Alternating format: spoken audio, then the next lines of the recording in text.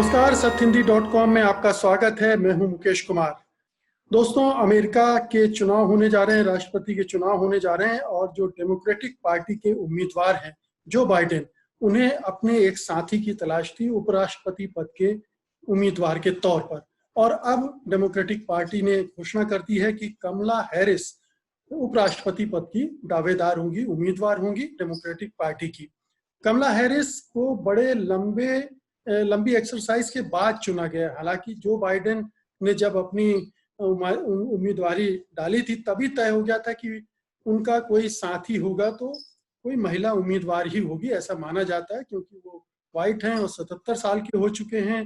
और ये भी था कि कोई अगर ब्लैक समुदाय से हो तो और भी अच्छा है, क्योंकि डेमोक्रेटिक पार्टी का जो वोट बैंक है, वो जो जनाधार है, उसमें इस तरह के कैंडिडेट से एक बैलेंस आता है। तो अब कमला हैरिस उम्मीदवार हो गई हैं और उन पर बातचीत की जानी चाहिए कि कैसे वो जो बाइडेन की जीत में सहायक हो सकती हैं या नुकसान पहुंचा सकती हैं। दोनों ही बातें हैं। तो इस सब पर बात करने के लिए हमारे साथ हैं जाने माने चुनाव पंडित, चुनाव विश्लेषक यशवंत देशमुख, जो कि सी वोटर के संस्थापक हैं। अमेरिकी चुनाव पर पिछले 3 इलेक्शन से उनकी नजर बनी हुई है। वो वहां पर लगातार ओपिनियन पोल करते रहे, एग्जिट पोल करते रहे और पिछले 2016 वाले इलेक्शन में तो उनकी प्रिडिक्शन, जबकि सारे लोग कह रहे थे कि हिलेरी क्लिंटन जीतेंगी, तब उनका प्रिडिक्शन और एक और था जिसने ये बताया था कि नहीं, ट्रंप जीत सकते हैं। तो यशवंत जी, कार्यक्रम में आपका स्वागत है। बड़ी एक्सरसाइज बाइडेन ने की है, बहुत सारे उम्मीदवारों की स्क्रीनिंग हो रही थी और अंततः कमला हैरिस को उन्होंने तय कर लिया है उपराष्ट्रपति पद की उम्मीदवार बनाने के लिए। इसे आप किस रूप में देखते हैं? कितना मददगार साबित होंगी कमला हैरिस जो बाइडेन के लिए? देखिए मुकेश जी, आपने जैसे बताया कि जो बाइडेन ने शुरुआत में ही बोल दिया था कि उनकी रनिंग मेट जिसे कहा जाता है अमेरिका में, वो महिला ही होगी, तो एक बात तो ये तय थी। लेकिन उसके अलावा कम से कम 5 ऐसे कैंडिडेट थे जो महिलाओं में, जिनके ऊपर उनकी लगातार वेटिंग चल रही थी, इसे कहते हैं। और मुझे ऐसा लगता है कि कमला हैरिस के पक्ष में या जो बात काम की सबसे ज्यादा, वो फिलहाल अभी हाल फिलहाल में जो वहां पे अश्वेत आंदोलन, खासतौर पर ब्लैक लाइफ मैटर्स का जो दोबारा जोर पकड़ा जिसने, और दूसरा पिछले जब हम लोग ने एपिसोड में बात की थी कान्ये वेस्ट की, और एक तरह से अमेरिकी चुनाव में वोट कटवा राजनीति की घुसपैठ की बातचीत की थी, मुझे लगता है कहीं ना कहीं वो अश्वेत मतदाताओं को कंसोलिडेट करने के लिए, ताकि वो कंफ्यूजन न हो, इसलिए भी उनके लिए ये ज्यादा आसान हो गया तय करना कि अगर रनिंग मेट उन्हें लेना है तो महिला तो तय कर ही चुके हैं, लेकिन अश्वेत महिला। अदरवाइज उनके पास में और जो ऑप्शंस थे, उन ऑप्शंस में स्विंग स्टेट से आने वाली कुछ कैंडिडेट थे जहां पे वो महत्वपूर्ण होता। लेकिन शायद उनके रणनीतिकारों ने अभी हाल फिलहाल के ओपिनियन पोल पे जब निगाह दौड़ाई, उनको ये लगा कि लीड पर्याप्त उनके पास में नेशनल लेवल पे है। शायद स्विंग स्टेट से ज्यादा इस समय बड़ी स्ट्रेटजी उनके लिए होगी कि वो अपने जो घोषित मतदाता हैं, जो हमेशा से उनके डेडिकेटेड मतदाता रहे हैं, उन्हें ज्यादा कंसोलिडेट करके, जिसे कहते हैं अपने देसी भाषा में बोले, काम नक्की करना कि भाई अब दाएं बाएं जाने की जरूरत नहीं है, बहुत ज्यादा इस पे विचार मत करो, अब एक अश्वेत महिला को हमने वाइस प्रेसिडेंट ले लिया तो अब ये मामला खत्म हो गया, काइन वेस्ट और बाकी लोग जो भी हैं उनके चक्कर में अब मत पड़ो। तो मुझे लगता है कि शायद एक तरह से इंश्योरेंस उन्होंने कमला हैरिस को पिक करके एक तरह से अपने लिए एक इंश्योरेंस पॉलिसी अश्वेत और माइनॉरिटी मतदाताओं के लिहाज से अपने लिए पिक की। जी, तो कमला हैरिस में और क्या स्ट्रेंथ देखते हैं? अमेरिकी मीडिया को देखें तो उनके हिसाब से वो एक फंड रेजर भी अच्छी हैं, वो एक अच्छी डिबेटर हैं, और चूंकि अटॉर्नी रह चुकी हैं तो उनकी वो जो बैकग्राउंड है वो भी इसमें प्लस साबित हो रही है। एक सीनेटर के तौर पर भी, हालांकि वो फर्स्ट टाइमर हैं, इसके बावजूद उनका परफॉर्मेंस बहुत अच्छा रहा है। तो ये सारी चीजें माना जा रहा है कि वो ये उनकी जो उम्मीदवारी है उसको क्लियर करने में का सहायक रही है। जी देखिए, क्रेडेंशियल्स तो उनके पूरी तरह डेमोक्रेट है, उसमें कोई इफ बट की गुंजाइश, किंतु परंतु की कोई गुंजाइश नहीं है। और वो जहां पे भी जिस मुकाम पे पहुंची है उसमें उन्होंने बहुत मेहनत की है, इसमें भी कोई दो राय नहीं है। मुझे लगता है कि जो बाइडेन के सामने एक ये भी बहुत बड़ा चैलेंज था कि उन्होंने कैंडिडेसी जो जीती वो बर्नी सैंडर्स से जीती, और बर्नी सैंडर्स का जो कंप्लीट कोर बेस आप का है वहां पर एक तरह से लेफ्ट से भी और ज्यादा दीगर लेफ्ट की तरह से होता हुआ दिख रहा था। उसमें एक बहुत बड़ी तादाद वहां के युवाओं की थी, लेकिन युवाओं की तादाद कोई लेफ्टिस्ट आइडियोलॉजी के कारण नहीं थी, वो कुछ प्रमुख मुद्दों के कारण थी। मसलन जो बाइडेन का बहुत क्लियर एक एजेंडा था कि जो अमेरिका में सामान्यतः कोई भी कॉलेज गोइंग यूथ होता है, कोई भी युवा जब कॉलेज जाता है तो उसके सर पे बहुत तगड़ा एजुकेशन लोन हो जाता है, और उस एजुकेशन लोन को पाटते पाटते उसकी जिंदगी के प्राइम 5 7 10 साल निकल जाते हैं बिल्कुल उसके। तो जबकि अमेरिका में 12वीं तक की शिक्षा पूरी मुफ्त है। आपको ये जान के बड़ा आश्चर्य होगा, सामान्यतः लोग इस बात को नहीं जानते हैं। भारत में भी अमेरिका में 12वीं तक की शिक्षा सरकारी है और मुफ्त है। कुछ प्राइवेट स्कूल हैं जिन्हें एलीट स्कूल कहा जाता है, लेकिन उनकी संख्या ज्यादा नहीं है। सामान्य तौर पे सारे लोग सरकारी स्कूल में ही जाते हैं और पूरी शिक्षा 12वीं तक मुफ्त है। लेकिन 12वीं के बाद में सीधे बहुत ज्यादा महंगी शिक्षा है। तो युवाओं के बीच में बर्नी सैंडर्स का जो बहुत जबरदस्त प्रभाव था, वो मुख्यतः एजुकेशन लोन को लेकर के उनकी जो स्टैंड रहा, जो यूनिवर्सल मेडिकेयर को लेकर के उनका स्टैंड रहा, उन सब के चलते एक था। लेकिन डिप्लोमेसी को लेकर के या बाकी तमाम अंतर्राष्ट्रीय मुद्दों को लेकर के बर्नी सैंडर एक ऐसे उम्मीदवार थे कि जो अगर उनको उम्मीदवारी मिलती तो डोनाल्ड ट्रंप का काम आधा से ज्यादा आसान हो गया होता। कारण यह है कि वो एक्सट्रीम लेफ्ट के तबके की तरह से माने जाते हैं अमेरिका के उसमें। जैसे ही बर्नी सैंडर्स को दावेदारी मिलती, वैसे ही जितना सेंट्रिस्ट वहां का वोट है, उसकी उम्मीद थी कि वो लेफ्ट के उसमें जैसे और वहां पे कम्युनिस्टों को लेकर रिएक्शन मुकेश जी कुछ वैसा ही है जैसे भारत की राजनीति में हम देखते हैं बार बार पाकिस्तान कार्ड आता है, क्योंकि एक जनमानस में एक एलर्जी या रिएक्शन पाकिस्तान के नाम को लेकर के एकदम से होती है, और कोई भी नेता भारत का जो चुनाव लड़ना चाहता है वो पाकिस्तान के मसले पे अपने आप को कॉम्प्रोमाइजिंग सिचुएशन में नहीं डाल सकता, मतलब वो स्टैंड लेना आवश्यक है। सिमिलरली इतने लंबे शीत युद्ध और लंबे इतिहास के कारण अमेरिका में कम्युनिस्टों को लेकर के उसी तरीके की आप कह सकते हैं एक एलर्जी है। तो वापस कमला हैरिस पे लौटते हैं, बर्नी सैंडर्स पे बहुत बात। बर्नी एजेंडे को भी डाइल्यूट करने के लिए उनके लिए बहुत जरूरी था कि वो कोई ऐसा उम्मीदवार लें जो बर्नी सैंडर्स के युवा और लेफ्ट ऑफ सेंटर वाले को तो अपने साथ में लेके आए, लेकिन जिसको उम्मीदवारी देने से सेंट्रिस्ट जो है वो रिएक्ट ना करे, सेंट्रिस्ट जो है वो भाग करके ट्रंप की ओर ना जाए। इस कारण से भी मुझे लगता है कि कमला हैरिस का नाम उन्हें उस पैमाने के ऊपर भी छाटना पड़ा जिस बैगेज को वो बर्नी सैंडर्स के बाद में कैरी कर रहे हैं। जी, कमला हैरिस तो राष्ट्रपति पद की भी दावेदार थी, वो कैंडिडेट बनी हुई थी, माफ कीजिए कि दावा पेश कर रही थी, और लगातार वो डिबेट में उन्होंने इनके छक्के छुड़ा दिए थे बाइडेन के। एक डिबेट में को अच्छे से रगड़ दिया था, जो हम हिंदुस्तानी भाषा में कहते हैं, रगड़ दिया था, और ये लग रहा था कि बर्नी माफ कीजिएगा बाइडेन को कहीं ये ना हो कि इन महिला के साथ काम करने में उनको दिक्कत हो, इसलिए इनका नंबर लगता है। लेकिन अंत में घूम फिर कर वो वहीं कमला हैरिस पर आ गए। तो ये एक कमला हैरिस के लिए भी एक बड़ी उपलब्धि मानी जाएगी। वैसे भी अमेरिका के इतिहास में पहली बार डेमोक्रेटिक पार्टी किसी महिला को अपनी कैंडिडेट बना रही इतने ऊंचे पद के लिए, तो एक बड़ा मैसेज तो वो दे रही है डेमोक्रेटिक पार्टी। अब मेरे ख्याल से वो मैसेजिंग का काम तो पिछले चुनाव में भी मुकेश जी हो गया था, जब हिलरी क्लिंटन को उन्होंने उम्मीदवार बनाया था। और मुझे ऐसा लगता है कि आपका कहना ये सही है कि अपने ऐसे विरोधी को चुनना जिसने इनिशियली डिबेट्स में जो है उनकी अच्छी खासी धुलाई की, थोड़ा मोड़ा नहीं कहना चाहिए, मतलब जो बाइडेन पानी पी गए थे एक डिबेट में तो बिल्कुल लिटरली।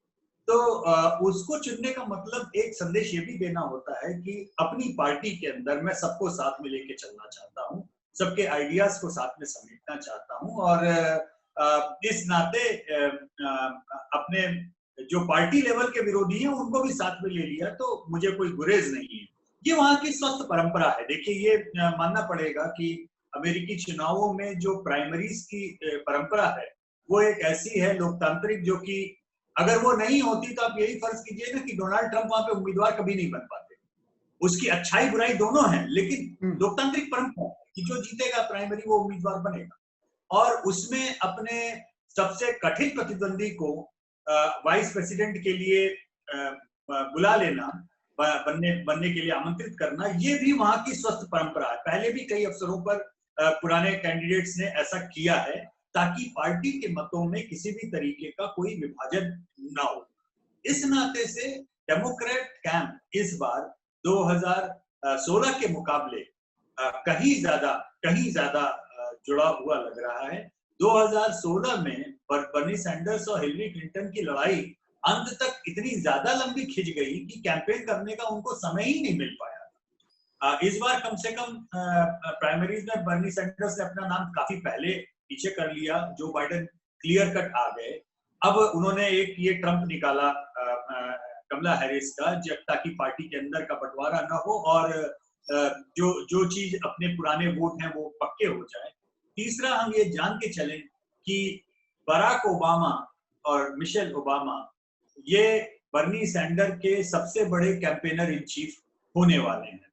ये बात हम मान के चलें, उनकी लोकप्रियता बहुत कारगर उनके लिए साबित होगी। वो जो बाइडेन के लिए हाँ, जो बाइडेन कतई नहीं करना है, जो अल गोर ने की थी। अल गोर ने बिल क्लिंटन को अपने कैंपेन में इस्तेमाल ही नहीं किया था, ये सोच के कि बिल क्लिंटन उनके लिए लायबिलिटी होंगे, जबकि सच्चाई ये थी कि तमाम उठापटक के बावजूद बिल क्लिंटन आज भी यूएस के तमाम प्रेसिडेंट्स में से सबसे ज्यादा लोकप्रिय कैंडिडेट्स में से एक रहे। तो जो बाइडेन ने इस बात को बहुत पहले समझ लिया था कि उनकी जो रिफ्लेक्टेड ग्लोरी जिसे कहते हैं अंग्रेजी में, उनकी जो चमक है, वो चमक का स्रोत जो है वो बराक ओबामा है, और इसलिए उन्होंने उस एसेट को पहले ही क्लियर करके अपने लिए प्रयोग करना शुरू कर दिया है। मिशेल ओबामा हो चाहे बराक ओबामा हो, बीच में मिशेल ओबामा को भी वाइस प्रेसिडेंट बनाने के लिए बहुत ज्यादा कैंपेन चला था। तो हो सकता है ये भी एक कारण रहा हो कि एक अश्वेत महिला को अपना वीपी कैंडिडेट चुनना ये उस लिहाज से एक रणनीतिक रूप से बेहतर रहा हो। लेकिन वो ज्यादा बेहतर, अभी मैं कह सकता हूं कि डेमोक्रेट का कैंप इस समय 2016 के मुकाबले कहीं ज्यादा बेहतर तरीके से, कोहेरेंट तरीके से आगे बढ़ रहा है। और ये भी है कि बाइडेन 77 साल के हैं, ये मान के चला जा रहा है कि वो सेकंड टर्म के लिए ट्राई नहीं करेंगे, तो एक यंगर लीडरशिप होगी, तो आगे चलकर अगले चुनाव में उसका फायदा उठाया जा सकता है। और उनकी, बाइडेन की अपनी सीमाएं भी हैं, बहुत अच्छे वक्ता नहीं, बहुत अच्छे डिबेटर नहीं है, तो ये सारी कमियां भरने के लिए उन्हें एक ऐसे कैंडिडेट की रनिंग मेट के लिए जरूरत थी जो उनकी कमियों को पूरा करते हो। अब इसका दूसरा पक्ष देखते हैं, कमला हैरिस के निगेटिव पॉइंट्स क्या है। एक दो पॉइंट्स जो मीडिया में चर्चा में हैं, उनमें एक ये है कि जब वो अटॉर्नी थी तो कुछ केसेस में उन्होंने इस तरह का व्यवहार किया जो नहीं किया जाना चाहिए था। फिर एक ये है कि क्रिमिनल जस्टिस सिस्टम के बारे में जो उनके ख्यालात हैं उसको वहाँ की यंग जनरेशन पसंद नहीं करती है। तो आपको क्या लगता है, इसका कितना वोटर्स पर असर पड़ सकता है? एक मजाक चलता है वहां पे मुकेश जी कि अगर आपको अपने एंसेस्टर्स के बारे में कोई जानकारी नहीं है तो अमेरिका में राष्ट्रपति पद का अगर या कोई भी चुनाव आप लड़ जाइए तो आपकी 7 पुश्तों की जानकारी खोद करके निकाल करके रखनी है।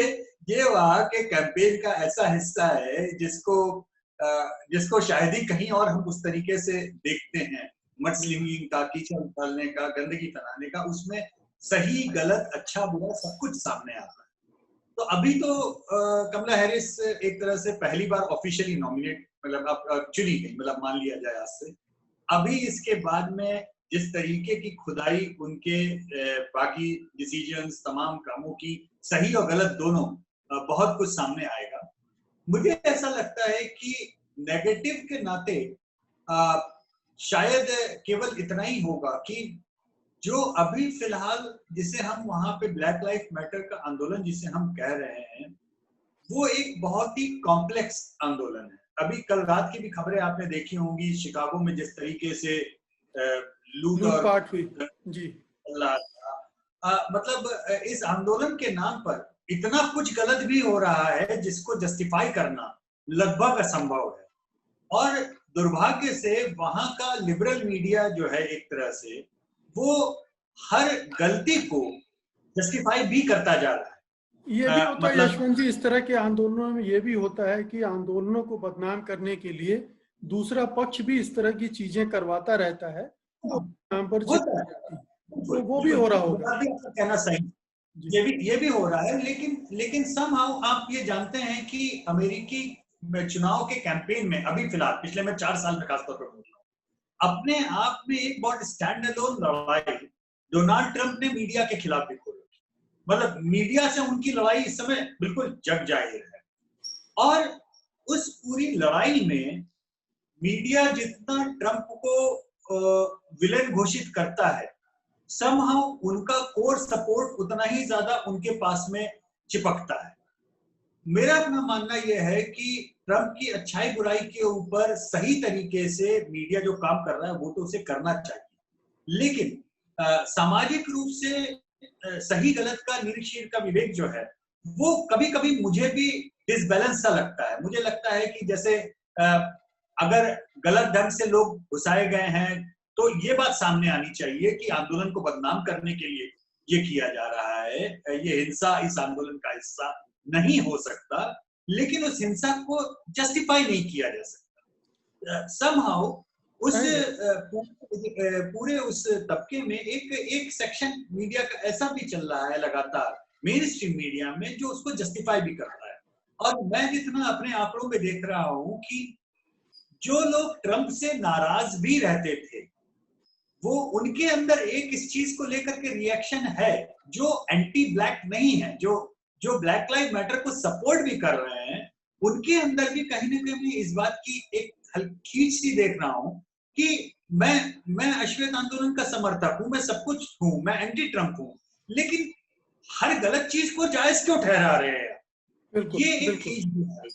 तो मुझे लगता है कि इस पूरे आंदोलन में, इस पूरे चकल्लस में ट्रंप की रेटिंग सिस्टम में मुकेश जी बहुत खराब आ रही है। इसमें किसी को कोई गुरेज नहीं होना चाहिए। जो बाइडेन को बीच में तो ऑलमोस्ट 9-10% तक की लीड आई थी, अभी वो लीड घट के 4-5% के आसपास आ गई है। लेकिन हम ये भी अपने दिमाग में बहुत क्लियर रखें, जो हमने पहले एपिसोड में सीरीज के पहले कहा था कि 50 वहां पे राज्य हैं, 50 में से 40 राज्य मुकेश जी ब्लू और रेड कंफर्म है, वो हिलते ही नहीं है। वो 50 साल में ऐसे कहने बड़ा रेयर कभी होता है कि कभी कोई हिले तो हिले, अदरवाइज नहीं हिलते। बचे हुए 10 जो स्विंग स्टेट जिन्हें कहते हैं, जहां पे असली कांटे की लड़ाई होती है, उन लड़ाइयों में, उन जगहों पे जिस तरह का डेमोग्राफिक प्रोफाइल है, ये सारी चीजें अंत में इतनी कांटे की हो जाएंगी, हो सकती हैं, होने की संभावना है कि ये जो नेशनल लीड नाम की चीज है, इसका भ्रम भारी न पड़े। पिछली बार भी मुझे याद है ये नेशनल लीड के ही चक्कर में लुटिया डूबी थी हिलरी क्लिंटन की। उनको नेशनल लीड 3-4% आ रही थी और अंत में एक्चुअल फाइनल रिजल्ट में वो 2.5% की लीड लगभग लेकर के एक तरह से नेशनल वोट में हिलरी क्लिंटन को 2% से 2.5% ज्यादा वोट मिले थे ट्रंप से, उनकी वही थी असली मायने में। लेकिन वहां के इलेक्टोरल कॉलेज सिस्टम में ये नेशनल लीड मायने नहीं करती। यहीं पर दूसरी समस्या आती है। कमला हैरिस का जो पूरा सपोर्ट बेस है, वो पूरा कैलिफोर्निया और वेस्ट कोस्ट का जो डेमोक्रेट का स्ट्रॉन्ग होल्ड वाला सपोर्ट बेस है वहां का। उन जगहों पे मानिए, सपोज कीजिए कि जो बाइडेन पहले 70% पा रहे थे वोट कैलिफोर्निया में या उन डेमोक्रेट स्ट्रॉन्ग होल्ड में, अब वहां 90% वोट पा जाए। लेकिन मैं फर्ज करने को बोल रहा हूँ, लेकिन इसका मतलब कैलिफोर्निया के इलेक्टोरल कॉलेज के वोट बढ़ जाएंगे। ये वैसी स्थिति है कि फर्ज कीजिए कि मोदी गुजरात में 90% वोट पा जाए या राहुल गांधी केरल में 90% वोट पा जाए, लेकिन केरल की सीटें 20 ही रहने वाली हैं, गुजरात की सीटें 26 ही रहने वाली हैं। ठीक उसी तरीके से कमला हैरिस का जो सपोर्ट ब्लॉक है या जो उनके कारण गैल्वेनाइजेशन होने की संभावना जो दिख रही है, मुझे इस बात का थोड़ा सा डर है कि कहीं वो गैल्वेनाइजेशन केवल ब्लू स्टेट्स के स्ट्रॉन्ग होल्ड में जो बाइडेन की मार्जिन्स को ही केवल और बढ़ाने में कारगर न हो, जब तक कि वो सपोर्ट बेस जो स्विंग स्टेट्स हैं वहां पर सही तरीके से असर करना न शुरू करें, तब तक इसको बहुत ही चमत्कारिक रणनीति की तरह से मान लेना ऐसा भी पूरी तरह से उचित नहीं। जी, मेरा आखिरी सवाल है कि कमला हैरिस चूंकि इंडियन ओरिजिन से भी जुड़ती हैं, तो इंडियन कम्युनिटी पर कितना असर होगा कि हमारे रेस से कोई वाइस प्रेसिडेंटशिप का उम्मीदवार है, कितना उससे जुड़ा होगा? क्योंकि हम देख रहे हैं कि इंडियन कम्युनिटी का जुड़ाव ट्रंप से हाल के वर्षों में ज्यादा रहा है, क्योंकि ट्रंप और मोदी की एक केमिस्ट्री उनको दिखती रही है। बार बार मोदी वहां जाकर शोज भी करते रहे हैं, तो एक वो रुझान, झुकाव ट्रंप की तरफ रहा है। क्या कमला हैरिस को मोड़ पाएंगी? हाँ और नहीं, दोनों में इसका जवाब है मुकेश जी। क्योंकि कमला हैरिस को लेकर के जितने एक्साइटेड भारत में मीडिया, भारत के लोग हैं, उतना वहां के भारतीय इतना ज्यादा एक्साइटेड नहीं। मैं आपको कारण बताता हूँ।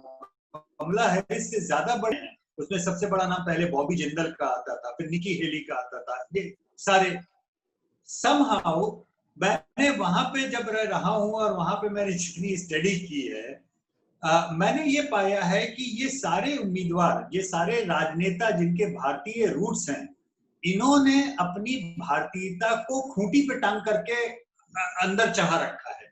वो कहीं से भी अपने भारतीय जड़ों को सामने लाना ही नहीं चाहते। ये वहां की राजनीति का असर हो सकता है या जो भी आप कहना चाहें, जाहिर है कि लेकिन अब मेजॉरिटी कम्युनिटी जिसे में अगर एक आपको अंग्रेजी में रहना है कहावत, तो जी, आपकी एक्सेप्टेंस आपको ज्यादा अगर हाँ, चाहिए, एक कम्युनिटी तक आप नहीं सीमित रह सकते, उसका रिएक्शन भी होगा। वो ये इस कारण से है। और दूसरा, थोड़ा सा वो मोर कैथोलिक देन द पोप वाली स्थिति भी होती है उन लोगों के साथ में, कि वो जरूरत से ज्यादा अमेरिकन अपने आप को दिखाने की कोशिश करते हैं। अदरवाइज मैं जानता हूं बहुत अच्छे से, ना केवल अमेरिका में बल्कि बाकी और देशों में भी, जैसे यूके में भी देखा है, बाकी अमेरिका में, यूके में, जहां भारतीय कम्युनिटी जिन जिन कॉन्स्टिट्यूंसीज में अच्छी तादाद में है, वहां के अमेरिकन या वहां के ब्रिटिश दोनों साइड में जो लोकल गोरे हैं राजनेता, वो धड़ल्ले से गुजराती पंजाबी बोलते हैं, धड़ल्ले से गुरुद्वारे और मंदिर जाते हैं, खूब भारतीय पोशाक पहन करके दिवाली होली पे खूब बंगला करते हैं, नाचते हैं, गाते हैं। मतलब वो लोग अपनी इंडियन कॉन्स्टिट्यूंसीज को टारगेट करने के लिए ज्यादा भारतीय होते हैं बनिस्बत आप भारतीय मूल के किसी भी अमेरिकी नेता को। आप अगर ट्विटर पे, आप सोशल मीडिया पे या गूगल भी करेंगे, बड़ी मुश्किल होगी आपके लिए एक फोटो ढूंढना कि वो आपको गुरुद्वारे में या किसी मंदिर में या किसी भारतीय उत्सव में पार्टिसिपेट करते हुए दिखाई दें। मुश्किल हो जाएगा, मैं लिटरली आपको बता रहा हूं। जबकि आपको एक ढूंढेंगे तो 1000 मिलेंगे अमेरिकी नेता, अमेरिकी मूल वाले, जो वहां के गोरे नेता या बाकी नेता, जो कि जम के भंगड़ा कर रहे हैं, मंदिर जा रहे हैं, इधर जा रहे हैं। आप एक ढूंढेंगे, आपको 1000 मिलेंगे। तो ये एक बड़ी विचित्र स्थिति है। मेरा मानना यह है कि भारतीय मूल के जो एनआरआईज हैं वहां पे, वो हमेशा से बड़ी तादाद में डेमोक्रेट रहे, बड़ी तादाद में रहे। वो बहुत बड़ी तादाद में प्रशंसक रहे हैं बराक ओबामा के। और ऐसा नहीं है कि वो डोनाल्ड ट्रंप के बहुत बड़े प्रशंसक रातों रात हो गए या कुछ ऐसा हुआ। कुछ ऐसा वहां की राजनीति के कारण हुआ कि जो ट्रंप ने एंटी पाकिस्तान लाइन पकड़ ली, और डेमोक्रेट्स के दुर्भाग्य से खासतौर पे बर्नी सैंडर्स का कैंपेन और उनका जो सारा रहा, वो पूरी तरह से एंटी इंडिया होता गया बोलने में और कैंपेन करने में।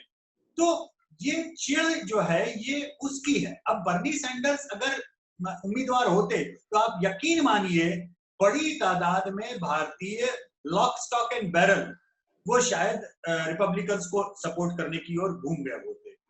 लेकिन बर्नी सैंडर्स का ना होना, जो बाइडेन का होना, या बराक ओबामा का जो बाइडेन के लिए कैंपेन करना, ये ज्यादा मायने रखेगा बनिस्बत कमला हैरिस के। कमला हैरिस को भारतीय मूल, पहली बात तो वो कभी भी अपने भारतीय मूल को एक तरह से आगे करके अपनी पहचान को लेकर नहीं चलती। उन्होंने जो वहां का फ्लैग घोषित कर रखा है, भारतीय रूट्स का कोई घोषित नहीं किया हुआ है। इस नाते मुझे नहीं लगता कि कमला हैरिस के चलते भारतीय वोट कोई डेमोक्रेट को मिलेगा, इसकी संभावना मुझे कम लगती है। डेमोक्रेट उम्मीदवार होने के नाते भारतीय सपोर्ट उनको मिले, इसकी संभावना ज्यादा है, बजाय इसके कि उनके कारण डेमोक्रेट्स को कोई वोट इंडियन ओरिजिन के। बहुत बहुत शुक्रिया यशवंत जी इस बातचीत के लिए। उम्मीद है कि हमारे दर्शकों को अमेरिकी चुनाव में जो कमला हैरिस की एंट्री हुई है उससे जो परिवर्तन होने वाले हैं और जो बाइडेन को फायदे नुकसान होने वाले हैं उसके बारे में थोड़ा बेहतर समझ मिली होगी। बहुत बहुत धन्यवाद आपका, शुक्रिया, नमस्कार। धन्यवाद। सत्य हिंदी के और वीडियोस को देखने के लिए हमारे YouTube चैनल को सब्सक्राइब करें और सीधे नोटिफिकेशन पाने के लिए बेल आइकन दबाएं।